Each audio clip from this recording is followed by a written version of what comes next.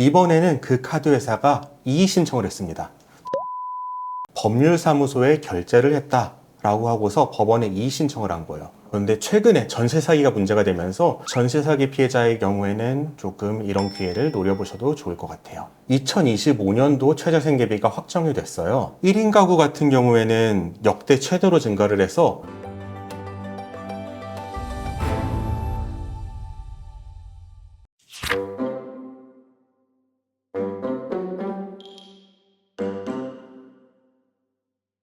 항상 개인회생의 최신 트렌드들을 또 이렇게 짚어주시는데 네. 요새 또 뭐 하실 말씀이 있으신가요? 네, 제가 요새 사건이 처리될 때마다 항상 보고를 받아요. 좀 유의미한 것들이 있었어요. 3가지 정도 추려봤는데, 첫 번째는 개인회생 할 때 신용카드를 사용하는 문제. 한 카드 회사가 모든 법무법인, 법무사, 변호사, 개인회생 사건을 처리하는 관련자들에게 공문을 보냈다고 제가 소개를 해드린 적이 있어요. 이번에는 그 카드 회사가 이의 신청을 했습니다.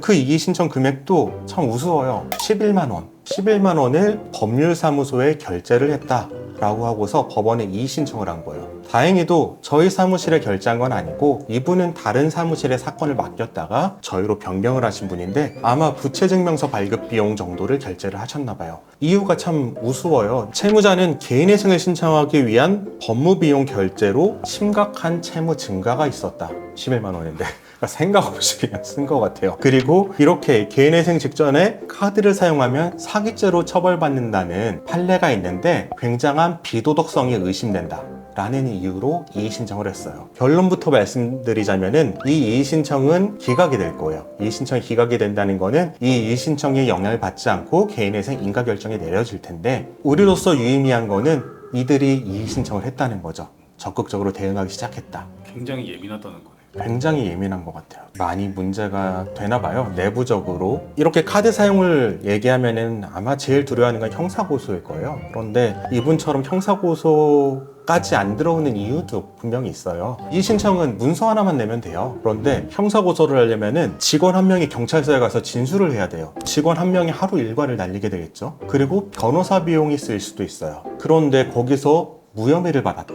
카드를 사용했다고 항상 유죄는 아니거든요. 무혐의를 받으면은 그 법무팀이 책임을 지겠죠? 그러니까 아직까지 확실한 건이 아니고서는 형사고소까지는 안 가는 것 같아요. 하지만 주의해야 될 필요는 있다라는 게 제 생각입니다. 그 다음 두 번째로 요새 실무에서 24개월 변제기획안 단축이 기존에는 회생법원이 있는 데서만 활용이 됐는데 각종 지방법원에서도 이 24개월 변제기간 단축이 이루어지고 있어요. 20대에만 해당되는 거 아닌가요? 기존엔 그랬죠. 그런데 최근에 전세 사기가 문제가 되면서 조금 전국 법원에서 전세 사기 피해자에 대해서는 24개월 변제기간 단축을 인정해주고 있어요. 저희 사무실에서도 청주라든지 대전이라든지 회생법원이 아닌 법원에서도 24개월 변제기간이 통과가 되는 사례가 계속 발생을 하고 있으니까 전세 사기 피해자의 경우에는 조금 이런 기회를 노려보셔도 좋을 것 같아요. 궁금한 게 전세 사기 피해 채무가 있는 사람인데 네. 그냥 일반적으로 36개월 그대로 넣었어요. 네.